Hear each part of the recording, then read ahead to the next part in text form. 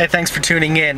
Just been following up on the news with regards to the sanctions, the draft of a sanctions resolution that's been proposed by America and Europe on Iran, and the sanctions draft resolution has been sent to Russia and China. From what we're hearing is Russia is lukewarm on the idea. China is still resisting to comply or take part in the sanctions against Iran, saying that it's harsh. So my guess is, or my assessment is, that we're going to see a more watered down resolution that Russia can buy into, and then in doing so, increasing pressure will be on China to come on board. Whether or not that'll happen is something yet to be seen, but that's sort of the position right now the world is taking. They're trying to build consensus,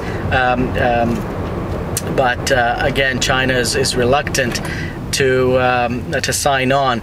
Also, Secretary of State Hillary Clinton has been talking in diplomatic circles with Brazil to try and get their support. However, I don't see that she's been having much luck with the Brazilians.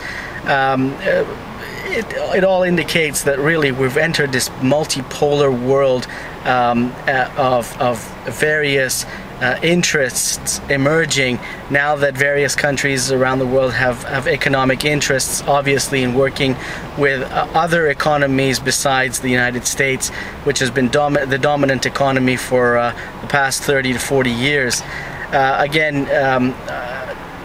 The indications, what I sense is the North American approach, the North American model, the unilateral world and the global hegemony that America has been pushing for is really being tested. And the question now is, are we going to have this one world system, or are we seeing the beginning of this multipolar world with emerging economies seeking their own interests and putting their interests ahead of this global order, this new world order? And Iran obviously is that test. The focus on Iran and its nuclear capabilities and its nuclear ambitions is really the test globally. So all in all, right now the draft resolution has been submitted.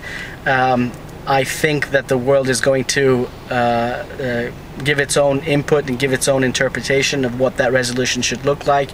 But my assessment is that it's going to be a much more watered down and targeted sanctions regime, predominantly focusing on the Sepah, or focusing on the military arm in Iran that has now become sort of the involved in more in the economic sectors of the country.